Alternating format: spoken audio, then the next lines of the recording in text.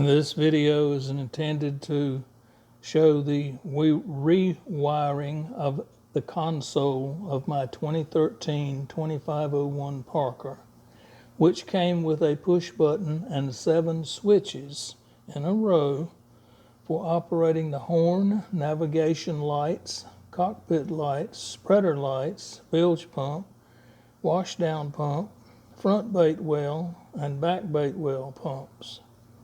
This was a good arrangement until it became necessary to pull the panel upside down for inspection.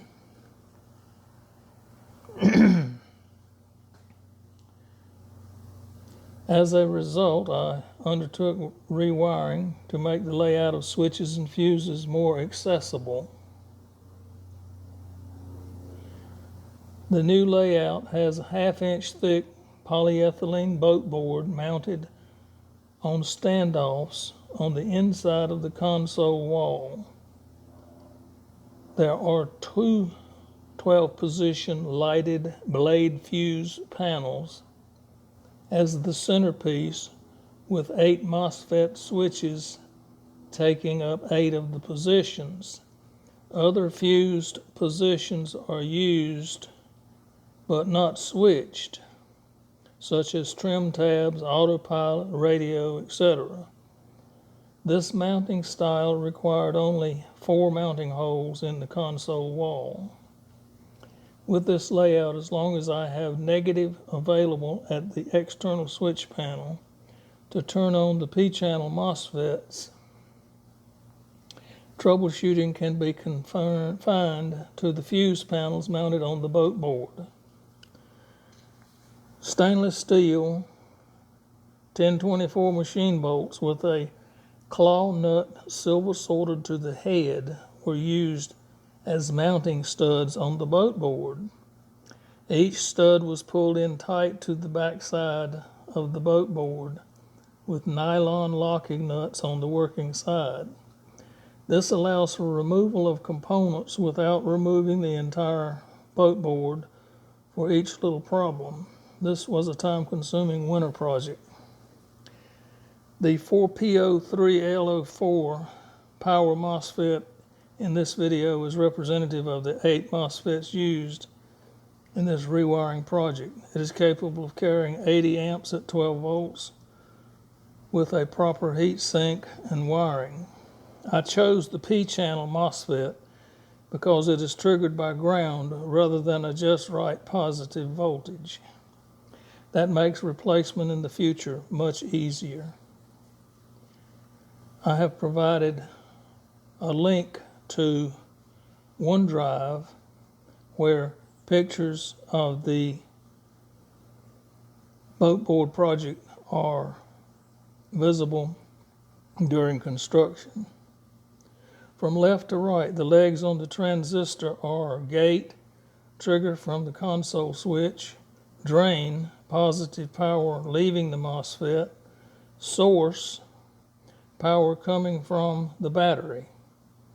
The metal tab at the top is electrically equal to the middle leg or drain. I cut off the middle leg to eliminate crowding. Electrical wire terminal fittings, ring and fork, were soldered to opposite ends of about a 1-inch bare number 10 copper wire. 8 pieces are needed from the MOSFET tab to the outgoing bus bar. Another 8 pieces are needed for the connection between the source leg and the fused panel terminal screw. Choose rings and stainless steel fasteners with the hole size in mind for the MOSFET tab. Make the last solder connection to the number 10 bare copper wire coming from the fuse terminal screw. The length will be perfect. The bolted connection at the MOSFET tab is allowed to float. It is not fastened to the boat board. The left leg of the MOSFET is the gate or trigger and has a 10,000 ohm resistor soldered to the leg extending to the trigger switch position on the bus bar.